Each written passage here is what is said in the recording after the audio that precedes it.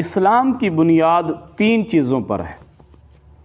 میرے کریم آقا حضرت محمد مصطفیٰ صلی اللہ علیہ وآلہ وسلم نے فرمایا کہ ایمان کی بنیاد تین چیزوں پر ہے۔ نمبر ایک، کہ آدمی یہ گواہی دے اپنی زبان کے ساتھ کہ لا الہ الا اللہ، اللہ کے سوا کوئی معبود نہیں ہے، عبادت کے لائق اگر کوئی ذات ہے تو وہ اللہ رب العالمین کی ذات ہے، اس کے علاوہ کوئی بھی عبادت کے لائق نہیں ہے، اور اللہ کے ساتھ کسی کو شریک نہ ٹھہرائے۔ نمبر دو، کبیرہ گناہ نہ کرے، یعنی کہ گناہ نہ کرے، کوئی بھی گناہ ہے، صغیرہ ہے یا کبیرہ ہے، بندے کو ایمان سے خارج نہیں کرتا، ایمان سے خارج نہیں کرتا۔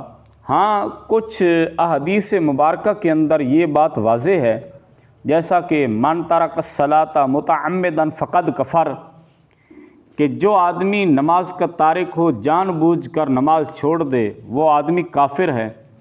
تو محدثین کرام فرماتے ہیں کہ اس کا مطلب یہ نہیں ہے کہ جس بندے نے نماز نہ پڑھی وہ کافر ہو گیا۔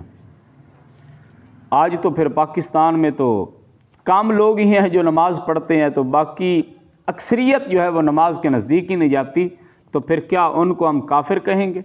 نہیں۔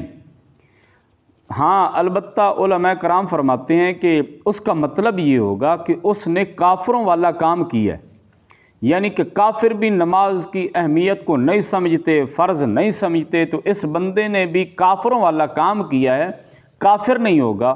لہٰذا نبی کریم علیہ الصلوۃ والسلام فرماتے ہیں کہ نمبر دو، ایمان کی بنیاد جس چیز پر ہے وہ کیا ہے کہ آدمی گناہ نہ کرے۔ نمبر تین، جہاد جو ہے، جہاد اگر جاری ہے یعنی کہ کفار کے ساتھ، تو اس سے پیٹھ نہ پھیرے، بھاگے نہ۔ اور میرے کریم آقا علیہ الصلوۃ والسلام فرماتے ہیں کہ میری امت آخری امت ہے، اور دجال کے ساتھ میری امت جو ہے وہ جہاد کرے گی۔ دجال جب آئے گا نا، تو اس کے ساتھ جہاد کرنے والی جو امت ہے، جو لوگ ہوں گے، وہ میرے کریم آقا علیہ الصلوۃ والسلام فرماتے ہیں وہ میری امت ہی ہوگی، کیونکہ جہاد کو ظالم کا ظلم اور منصف کو یعنی کہ انصاف کو جو قائم و دائم رکھا جاتا ہے، وہ منصف کے اوپر اس کا انحصار ہوتا ہے۔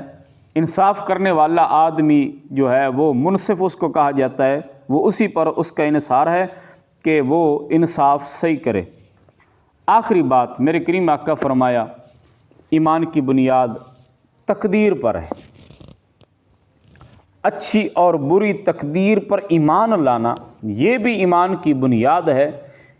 تو تقدیر کی دو قسمیں ہیں، ایک ہے مبرم اور ایک ہے معلق۔